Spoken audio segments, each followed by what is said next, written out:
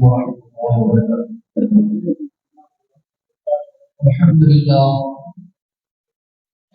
الحمد لله وكفى وسلام على عباده الذين اصطفى. أما بعد فأعوذ بالله من الشيطان الرجيم بسم الله الرحمن الرحيم.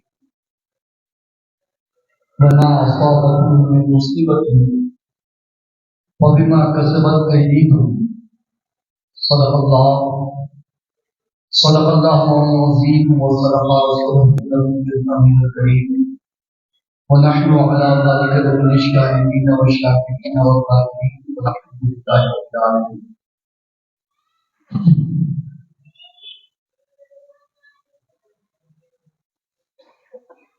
معزز سامعین کرام، آئیے بارگاہ رسالت آپ صلی اللہ علیہ وسلم میں جھوم کر درود پاک پڑھیں. اللہم صلی علی سیدنا مولانا محمد وعلی وسلم.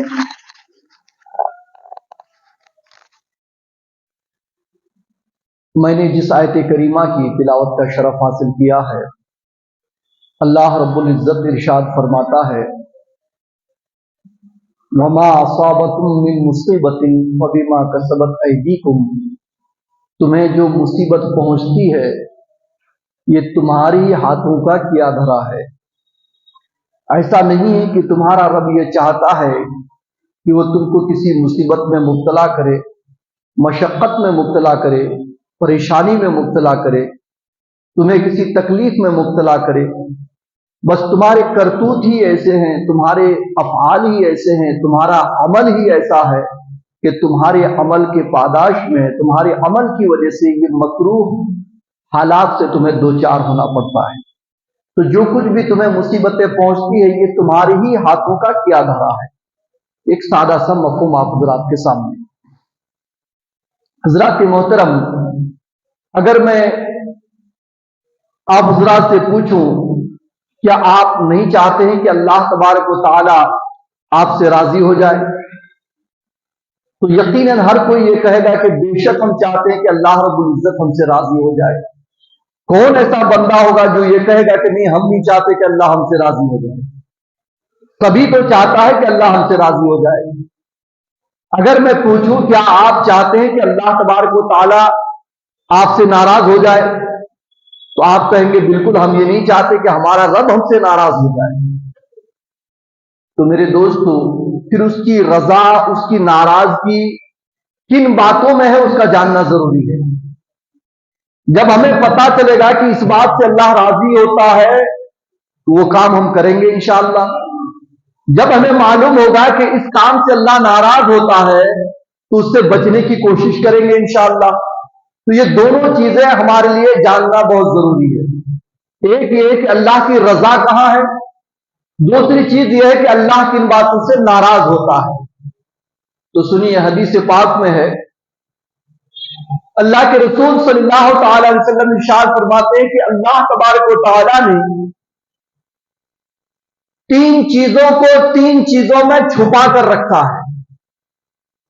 تین چیزیں تین چیزوں میں پوشیدہ ہے، تین چیزیں تین چیزوں میں مخفی ہے. وہ کون سی تین چیزیں جو تین چیزوں میں مخفی ہے، چھپا ہوا ہے؟ تو کہتے ہیں کہ اللہ تبارک و تعالیٰ نے اپنے ولیوں کو اپنے بندوں میں چھپا کر رکھا ہے. اپنے ولیوں کو اپنے بندوں میں چھپا کر رکھا ہے. ہمارے ہی بیچ میں کوئی اللہ کا ولی ہم پہچان نہیں پاتے یہ اللہ کا ولی ہے، ہمارے ہی ماں بہن رہتے ہیں. تو اپنے دوستوں کو اپنے بندوں میں چھپا کر رکھا ہے. دوسری چیز، اپنی رضا کو اپنی عبادت میں چھپا کر رکھا ہے. اپنی رضا کو اپنی عبادت میں چھپا کر رکھا ہے، اور اپنی ناراضگی کو اپنی نافرمانی میں چھپا رکھا ہے. یعنی اگر کوئی بندہ اللہ کی عبادت کرتا ہے تو سمجھو اللہ کو راضی کرنے کا کام کرتا ہے. یہ عبادت رضا الہی کے لیے سبب ہے. اس عبادت کے ذریعے ہم اللہ کو راضی کر سکتے ہیں. ہمارا رب اس عبادت کے اندر اپنی رضا کو پنہا رکھا ہے، چھپا رکھا ہے، پوشیدہ رکھا ہے. اور اللہ تبارک و تعالیٰ نے اپنی نافرمانی میں اپنی ناراضگی کو چھپا کر رکھا. اگر کوئی نماز چھوڑتا ہے سمجھو اللہ کو ناراض کر رہا ہے, روزہ چھوڑتا ہے سمجھو اللہ کو ناراض کر رہا ہے, کسی کو دکھ دے رہا ہے سمجھو اللہ کو ناراض کر رہا ہے, اللہ کے احکام کی پامالی کر رہا ہے سمجھو اللہ کو ناراض کر رہا ہے. تو پتہ چلا اطاعت الہی میں رضا الہی ہے, اور اللہ کے احکام کو پتے پشت ڈالنے میں اللہ کی ناراضگی ہے. تو ہر بندے کو چاہیے کہ وہ اللہ کی عبادت کر کے اللہ کو راضی کرے, اور اللہ کی نافرمانی سے بچ کر کے اللہ تبارک و تعالیٰ کے غضب سے محفوظ رہے. مگر افسوس ہم لوگ اللہ تبارک و تعالیٰ کی عبادت نہ کر کے اللہ کو ناراض کر دیتے ہیں, اور اللہ تبارک و تعالیٰ کی نافرمانی میں مبتلا ہو کر کے اللہ کے غضب کا مستحق ہو جاتے ہیں. یہی وجہ ہے کہ جو حالات ہمارے آس پاس ہمیں نظر آ رہے ہیں یہ اللہ کی ناراضگی کا مظہر ہے. ہمیں احساس کرنا چاہیے, ہمیں اس چیز کا یقین کر لینا چاہیے کہ جو کچھ ہم دیکھ رہے ہیں یہ اللہ کی ناراضگی کا مظہر ہے. یہ اللہ ناراض ہے تو ہی یہ حالات ہیں, اللہ راضی ہو جائے تو یہ حالات نظر نہیں آئیں گے. یاد رکھیے گا,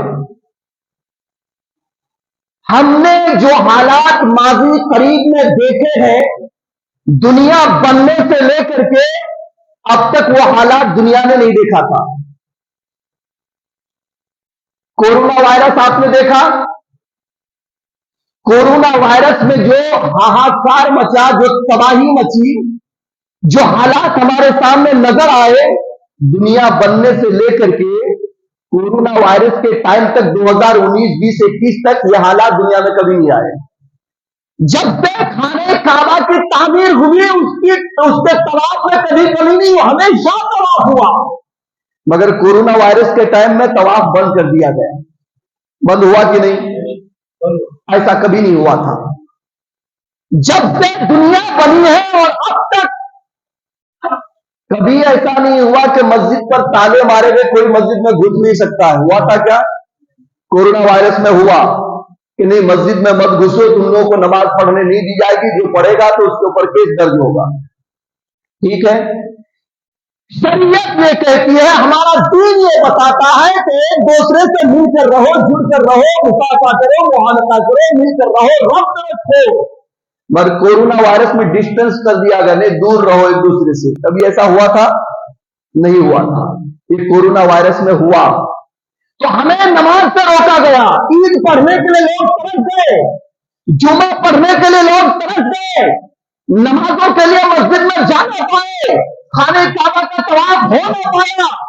یہ ساری چیزیں بتا رہی کہ رب ہمیں بتا رہا ہے تیری عبادت کی مجھے ضرورت ہی نہیں ہے, تو مجھے سجدہ کرے اس کی مجھے ضرورت نہیں ہے, تو مسجد میں آ اس کی مجھے ضرورت نہیں ہے, تو جمعہ پڑھے اس کی مجھے ضرورت نہیں ہے, تو عیدین پڑھے اس کی مجھے ضرورت نہیں ہے, تیری عبادت کی مجھے ضرورت نہیں ہے. بندہ تیری عبادت کس لیے؟ تاکہ تو مجھے راضی کرے. تو یہ تیری ضرورت ہے, میری ضرورت نہیں ہے.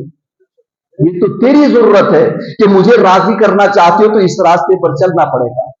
تو اللہ تبارک و تعالیٰ نے یہ بتا دیا کہ یہ مت سوچنا کہ تجھے عبادت کرنے کے لیے میں نے جو بنایا ہے وہ میرے فائدے کے لیے نہیں, وہ تیرے فائدے کے لیے. ہماری عبادت کی اس کو ضرورت نہیں ہے. تو اللہ تعالیٰ نے ایک جھلک دکھلا دیا کہ بندہ تو مجھے ناراض کرے گا تو یاد رکھنا ایسی حالات نظر آئیں گے کہ لاشیں زمین کے اوپر تیرتی نظر آئیں گی. دکھی کہ نہیں؟ گنگا کنارے لاشوں کے انبار لگے تھے. باپ اپنے بیٹے کی لاش کو بلڈوزر کے ذریعے جنگل میں دفناتا تھا, ہاتھ نہیں لگاتا تھا. بیٹا اپنی ماں اور باپ کے لاش کو بلڈوزر کے ذریعے جنگل میں جا کر گاڑتا ہوا نظر آیا, ہاتھ نہیں لگاتا تھا. ذرا سوچ کر دیکھو, یہ اللہ کی ناراضگی کی ایک جھلک ہے مسلمانوں. اللہ جب بندوں سے ناراض ہو جاتا ہے تو کبھی کبھی بندوں کو سدھرنے کے لیے ایسے حالات پیدا کرتا ہے کہ سدھرو, دیکھو میں کیا کر سکتا ہوں, ذرا سنبھلو, کب تک ادھر ادھر پھرو گے, میری بارگاہ میں آؤ, میرے سامنے جھکو. ان حالات سے اگر بچنا چاہتے ہو تو مجھے راضی کرو. جب تک اللہ تبارک و تعالیٰ کی ناراضگی نہ ہو تب تک بندوں کو زمین میں دفن کیا جاتا ہے, اور جب اللہ کی ناراضگی ہو جائے تو بندوں کو مٹی بھی نصیب نہیں ہوتی. یاد رکھیے گا, حضرت عیسیٰ روح اللہ علیہ الصلوۃ والتسلیم ایک گاؤں سے گزرے اپنے حواریین کے ساتھ، اپنے غلاموں کے ساتھ، تو دیکھتے ہیں کہ گاؤں کے گاؤں سب سے سب مرے پڑے ہیں اور سب کی لاشیں زمین کے اوپر پڑی ہوئی ہے۔ حضرت عیسیٰ روح اللہ کو جھٹکا سا لگا کہ سارا گاؤں مرا پڑا ہے، ایک کو بھی قبر نصیب نہیں۔ ہاتھ اٹھایا، مولا یہ کون لوگ ہیں، کیا جرم کیا ہے کہ تو نے اسے قبر بھی نصیب نہیں کیا؟ پروردگار میں جاننا چاہتا ہوں۔ رب نے فرمایا عیسیٰ رات کے وقت ان سے پوچھنا، یہ خود تمہیں بتائیں گے، مجھ سے نہ پوچھ، رات کو ان سے پوچھنا، یہ بتائیں گے۔ حضرت عیسیٰ روح اللہ اپنے حواریین کے ساتھ ٹھہر جاتے ہیں، اپنے ساتھیوں کے ساتھ ٹھہر کر کے رات کو پوچھتے ہیں کہ اے مردو یہ بتاؤ کہ تم لوگوں کی لاشیں زمین کے اوپر پڑی کیوں ہیں؟ تو جتنے مردے پڑے تھے، بچھے ہوئے تھے، اس میں سے ایک نے کہا اے عیسیٰ روح اللہ ہم لوگ اللہ کی نافرمانی کرتے تھے، اس لیے یہ حالات پیش آئے۔ اللہ نے جو ہمیں کہا تھا وہ ہم نے کیا نہیں، اور جو نہیں کہا تھا وہ ہم نے کرنا شروع کر دیا، تو اللہ تعالیٰ نے اس مصیبت میں ہمیں گرفتار کیا۔ کہ کون سا جرم تم کر رہے تھے، کتنا بڑا گناہ تھا کہ تمہیں مٹی بھی نصیب نہیں ہوئی؟ تو اس لاش سے آواز آئی کہ اے عیسیٰ روح اللہ ہم لوگ دنیا سے محبت کرتے تھے۔ کہ کس طرح محبت کرتے تھے؟ محبت کی تمہاری اس جنونیت کی کیفیت کیا تھی؟ کہ ہم لوگ اس طرح محبت کرتے تھے کہ کاروبار میں نفع ہوتا تھا تو خوش ہو جاتے تھے، نقصان ہوتا تھا تو ناراض ہو جاتے تھے۔ کیا ہم لوگ ایسا نہیں کرتے ہیں؟ ہم لوگ بھی تو ایسے ہی کرتے ہیں، نہیں کرتے ہیں کیا؟ کہ دنیا جب ہمارے پاس آتی تھی، دولت آتی تھی تو ہم خوش ہو جاتے تھے، اور دولت کہیں چلی جاتی تھی ہاتھ سے تو ہمارا دل چھوٹا ہو جاتا، ہم ناراض ہو جاتے تھے۔ اچھا کہ محبت ایسی کرتے تھے جیسے ماں اپنے بچوں سے محبت کرتی ہے، ویسے ہم لوگ دنیا سے محبت کرتے تھے۔ اسی لیے اللہ نے ہمیں اس بلا میں گرفتار کیا۔ ہم تجارت کے لیے نماز چھوڑ دیتے تھے، ہم کام دھندے کے لیے اللہ کی عبادت سے منہ موڑ لیتے تھے، ہم دنیا حاصل کرنے کے لیے اللہ کی ناراضگی کو مول لیتے تھے۔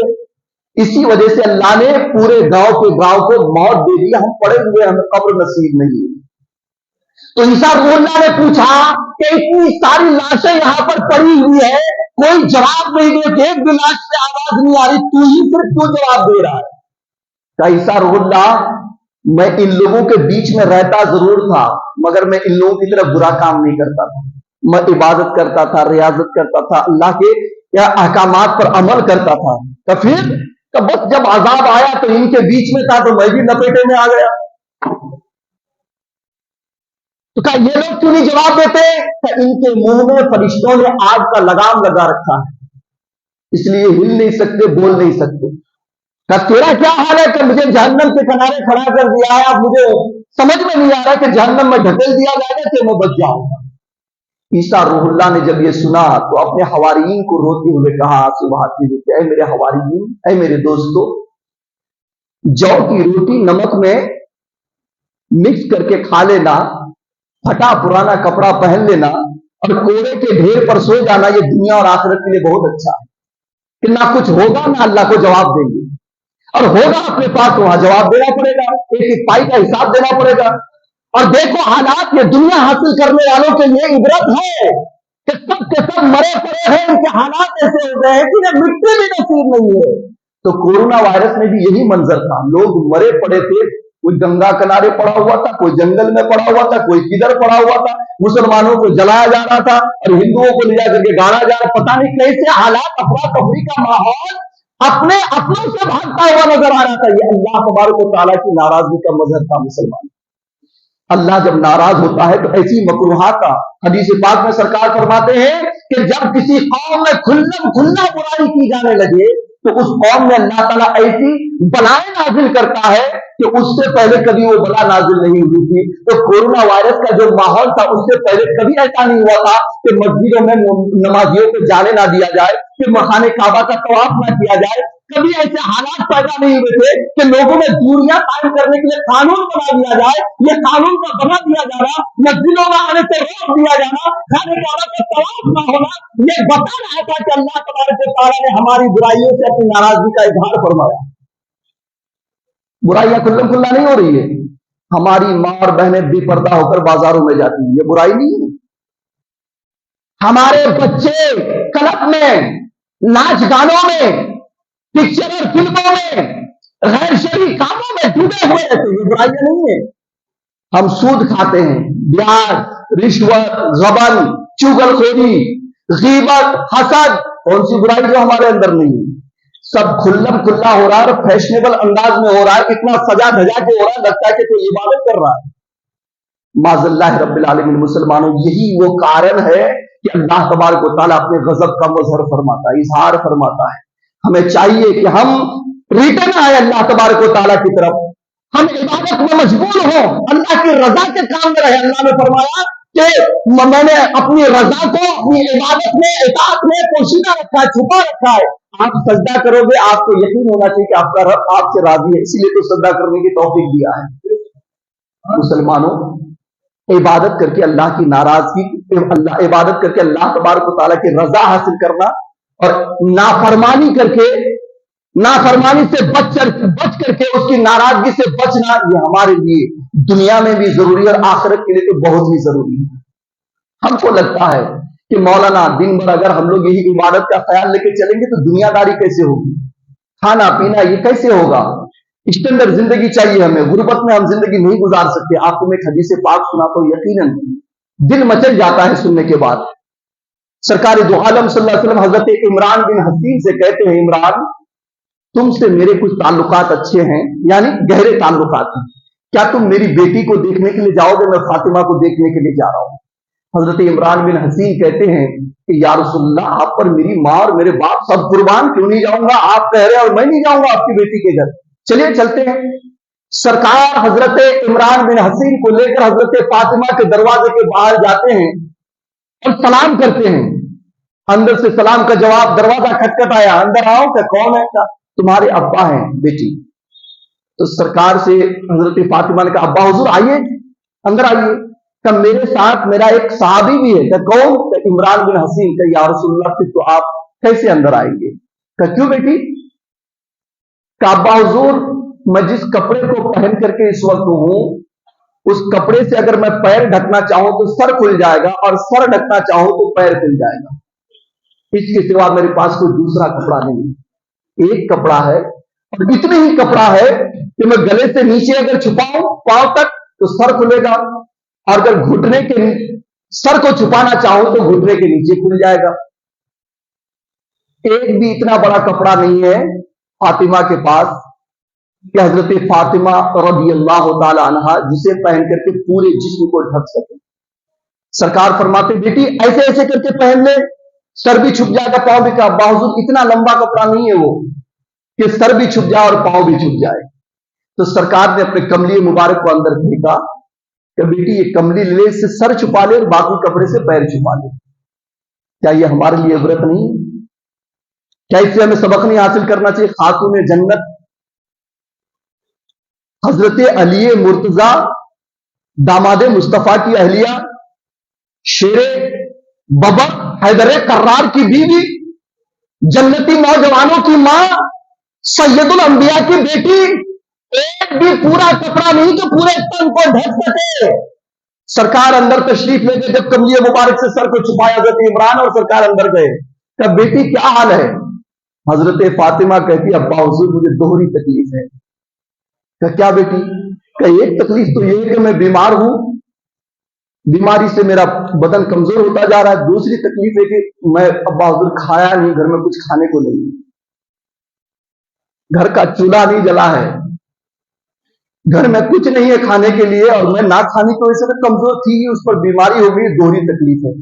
सरकार ने कंधे के ऊपर हाथ रखा और हाथ रखकर कहा, बेटी अल्लाह के नजदीक तेरे बाप का तुमसे बड़ा मर्तबा है, तेरे बाप ने भी 3 दिन से कुछ नहीं खाया है, मैंने भी बेटी 3 दिन से कुछ नहीं खाया है। जरा गौर करो मुसलमानों, हमारे नबी ने भूखे रहकर, प्यासे रहकर कभी इबादत में कमी होने दिया था? कभी कमी होने दिया था सरकार ने? एक लम्हा के लिए अल्लाह की याद से गाफिल हुए थे? नहीं। 3 दिन से भूखे हैं, मगर सरकार की इबादतों का यह आलम है कि हम 5 वक्त की पढ़े, वो 6 वक्त की पढ़ रहे हैं। और हजरत फातिमा का आलम यह है कि सजदे में जाकर अर्ज करती है, मौला तेरी फातिमा एक ही सजदा करती है और सुबह हो जाती है, एक रात इतनी बड़ी बना कि तेरी फातिमा दोनों सजदा कर सके। रात को जब हजरत फातिमा सजदे में जाती थी तो एक ही सजदे में सुबह हो जाती थी। फरमाती है कि अल्लाह एक रात इतनी बड़ी कर दे कि तेरी फातिमा 2 सजदे कर सके। इतनी भूख, इतनी बीमारी, इतनी परेशानी, इतनी गुर्बत, इतनी अफलास, उसके बावजूद इतनी इबादत। तो मुसलमानों, गुर्बत किसी को इबादत से नहीं रोकती है। गुर्बत तो अल्लाह की याद दिलाती है। गुर्बत तो आपको अल्लाह तबारक व तआला की तरफ लौटने के लिए कह रही है। हमने गुर्बत को इबादत छोड़ने का बहाना बना दिया है। हजरात, यकीन जानिए, जिस घर से हमें इस्लाम मिला है उस घर ने इबादत की अहमियत को खुद अमल करके हमें बताया है। ये और बात है कि उस चीज को हम समझ नहीं रहे हैं। हम लोग इंतजार करते हैं, अभी हमारी उम्र ही क्या हुई है, आगे कर लेंगे इबादत, कल तौबा कर लेंगे, हफ्ते के दिन से नमाज शुरू कर देंगे, करेंगे इबादत, कौन सा टाइम निकल गया है। हजरत याकूब अलैहिस्सलाम से हजरत इजराइल अलैहिस्सलाम की दोस्ती थी, मोहब्बत थी। तो हजरत याकूब अलैहिस्सलाम ने हजरत इजराइल अलैहिस्सलाम से कहा, दोस्त एक काम करना, जब रूह कब्ज करने के लिए आना ना तो उससे पहले मुझे 3-4 बार बता देना कि अब तुम्हारी उम्र कम रह गई है, तुम्हारी रूह निकलने वाली है। हजरत इजराइल ने कहा ठीक है, कोई बात नहीं, बता दूंगा पहले। और एक दिन आए, कब मुलाकात के लिए आए हैं, कब मुलाकात के लिए नहीं, रूह निकालने के लिए। ये कौन सी दोस्ती रही? आपसे तो मैंने कहा था कि जब मेरी उम्र कम रहे तो आप मुझे इत्तला कर दीजिएगा ताकि मैं ज्यादा से ज्यादा इबादत कर लूं। आज आप अचानक आ गए मेरी रूह निकालने के लिए। मैंने 3 बार तो आपके पास भेजा था कासिद, तो 3 बार भेजे, कोई भी तो नहीं आया। तो किसने कहा नहीं आया? आया ना, 3 बार कासिद आया आपके पास। तो कौन? तो पहले आपके दाढ़ी और बाल सफेद हो गए, ये पहला कासिद था। आपके दाढ़ी के बाल और सर के बाल जो सफेद है, ये पहला कासिद था कि उम्र तेरी जाने वाली है, मौत अब आने वाली है। का दूसरा कासिद ये था कि नजरें कमजोर हो गई, ये दूसरा कासिद। तीसरा कि कमर झुक गई, बदन ढीला पड़ गया, तीसरा कासिद था। मुसलमानों, हजरत इस्राइल सलाम फरमाते हैं, मैं हर आदमी के पास कासिद भेजता हूं, वो नहीं समझ पाता, ये और बात है। जरा हम लोग आईने के सामने खड़े होकर के देखें तो पता चलता है ये कासिद तो कभी दस्तक दे दिया हमारे दरवाजे पर कि बंदा सुधर जा, वक्त बहुत कम रह गया है, तैयारियां कर ले, कब्र की कैद में तुम्हें जाना है, वहां ना बहन जाएगी, ना भाई जाएगा, ना बाप जाएगा, ना माँ जाएगी, ना बेटा जाएगा, ना बेटी, कोई नहीं, तुझे तन्हा ही जाना है और तुझे तन्हा ही ये सफर करना है और अपने सारे सवालात की तैयारी तुम्हें तन्हा ही करना है। मुसलमानों, कब जागेंगे हम लोग? कुछ फिक्र नहीं हमको कि हमको वहां तन्हा जाना है। बुजुर्ग फरमाते हैं, बेवकूफ है तुम लोग, तुम कहते हो कि हमने मुर्दे को कब्रिस्तान लेकर के गया, दफना के आया फला को, बेवकूफ है। बुजुर्ग फरमाते हैं सच ये है कि मुर्दा तुझे लेके गया, ये बताने के लिए जिस तरह आज तेरे कंधे पे सवार होकर मैं कब्रिस्तान आया हूं, कल तू भी किसी के कंधे पे सवार होकर यहीं पर आने वाला है। मैंने गफलत में वक्त गुजार दिया, कुछ कर ना सका, अब तू बेकार है, अभी अल्लाह ने तुझे उम्र बाकी रखा, तू सुधार, तू इबादत कर, अल्लाह को राजी कर। नहीं तो जिस तरह आज मैं पछता रहा हूं कल तू भी पछताएगा। मुसलमानों, ये हमें अल्लाह ताला ने पल पल इबरत हासिल करने के लिए ऐसे निजाम बना दिया है। ये और बात है कि दुनिया की लालच ने हमें अंधा कर दिया है, हम इबरत ही नहीं हासिल कर पाते हैं। हम लगे हुए हैं, जितना फसाद में लगे हुए हैं। तेज बारिश हो जाए तो हम कहते हैं तेज बारिश क्यों हो रही है, बारिश ना हो तो हम कहते हैं बारिश क्यों नहीं हो रही है। मुसलमानों, ये सब निजाम अल्लाह का है। बारिश ना हो तो खेती नहीं होगी, बारिश ज्यादा हो जाए तो भी खेती नहीं होगी, है कि नहीं? ज्यादा हो जाए तो भी नहीं होगी, ना हो तो भी नहीं होगी। तो ये तो निजाम अल्लाह के पास है। हम लोग चाहते नहीं, जमीन से खोद के पानी निकाल लेंगे, अनाज उगा लेंगे। जमीन खोदने की जरूरत नहीं है, अल्लाह की रजा की जरूरत है। आंधी आती है, हम कहते आंधी से कैसे बचे, कुछ इंतजाम करना चाहिए। अरे आंधी को भेजा किसने, वो तो दे, आंधी को भेजने वाला तो रब है। तो तुम आंधी के पीछे मत पड़ो, उस रब के पीछे उसकी इबादत में लगो कि जो भेजता है कि मौला तुझे मना लेंगे तो ये खुद ब खुद मान जाएगा। सैलाब आता, हम सैलाब का इंतजाम करते, सैलाब खुद नहीं आता, अल्लाह भेजता है। तो सबब को मत देखो, मुसब्बिब को देखो। यहां मत देखो, उसको देखो अरबी के किताबों में लिखा हुआ एक शख्स दीवार के ऊपर खिल्ला रखकर ठोकने लगा, दीवार का सीना जब चिरने लगा तो कहते कि लिमा का शुक्र दी, अरे मेरा सीना क्यों फाड़ रहा है, क्या हुआ है? तो खिल्ला कहता है सलमई यदुक्कुनी, उससे पूछ जो मेरे सर पे हथौड़ा मार रहा है, तो मुझे क्यों कह रहा, मैं अंदर जा रहा हूं वैसे थोड़ा जा रहा हूं, तुम्हारा सीना मैं थोड़ा वैसे फाड़ रहा हूं, कोई है जो मेरे सर के ऊपर हथौड़ा मार रहा है, मैं मजबूरन अंदर जा रहा हूं। यही हाल तो हमारा है कि जो मुसीबत आती है खुद ब खुद थोड़ा आती है, कोई भेज रहा है तब हमारे पास आ रही, तो हमें जो भेज रहा है उसकी तरफ लौ लगाना चाहिए, उसकी तरफ रुजू करना चाहिए, वहां जब रुजू करेंगे तो ये खुद ब खुद दूर हो जाएगी। हम मुसीबत टालने के लिए कुछ ना करें, हम मुसीबत टालने के लिए अल्लाह की इबादत करें, इंशाअल्लाह खुद ब खुद मुसीबत टल जाएगी। हजरात मोहतरम, आज हम लोग बड़े शौक से, बड़े बिल्कुल फख्र से अपनी महबूबा के हाथ को रंगीन देते हैं मेहंदी से, तो क्या वो तो वाह क्या रंग खिला है, क्या मेहंदी ने क्या कमाल दिखाया है, मानना पड़ेगा मेहंदी का कलर देख के तबीयत खुश होगी। अरे मेरे भाई, मेहंदी को महबूबा के हाथ तक पहुंचने के लिए कितनी तकलीफें झेलनी पड़ी, कभी आपने देखा? मेहंदी के टहनियों से पत्ते को तोड़े गए, जुदा किया गया, एक तकलीफ तो यह है, ला करके सिलबट्टे में पीसा गया उसको, दूसरी तकलीफ यह है, उसमें पानी डाल के और रेला गया, तीसरी तकलीफ यह है, सब कुछ करने के बाद फिर उसमें डाल करके सुखाया गया, ये चौथी तकलीफ है। ये सारे मराहिल से गुजरने के बाद तब मेहंदी ने हाथ को कलर दिया, तब आप मेहंदी की तारीफ कर रहे हो, वैसे थोड़ा तारीफ कर रहे हो। तो मेहंदी ने पहले तकलीफें झेली तब तारीफ के लायक बना, सही है कि नहीं? तो आप अगर काबिले तारीफ बनना चाहते हैं, गौसे पाक काबिले तारीफ क्यों कह चुके, उन्होंने परेशानियां झेली। ख्वाजा साहब काबिले तारीफ क्यों चुके, उन्होंने परेशानियां झेली है। रब के तकर्रुब के लिए मखदूम पाक ने जो कुछ किया उस पर गौर करो, उन्होंने परेशानियां झेली है। कोई भी चीज काबिले तारीफ उस वक्त तक नहीं बन सकती जब तक वो चीज परेशानी के रास्ते से गुजर ना जाए, सही नहीं है? कितना प्यार से हम लोग चाय की प्याली उठाते होठों में लगाते कि नहीं? होठ एक इंसान का सबसे मुकद्दस जगह बोलेंगे तो भी चलेगा, इससे हम लोग कुरान को बोसा देते हैं, गिलाफ काबा को बोसा देते हैं, बुजुर्गान दीन के कदमों को बोसा देते हैं, अल्लाह का नाम लेते हैं, है ना? तो चाय की प्याली बनी किससे? मिट्टी से। मिट्टी तो हमारे जूतों के नीचे कभी रोंदी जाती है, कदमों के नीचे रहती मिट्टी, फिर वो मिट्टी हमारे होठों तक कैसे पहुंच गई?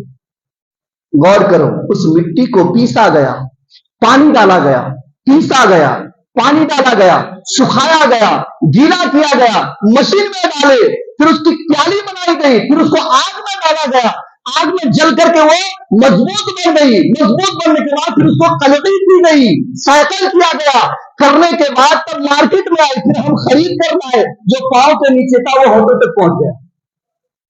पहुंचा कि नहीं? पहुंचा ना मेरे भाई? तो जो जूते के नीचे थी वो होठों तक कैसे पहुंची?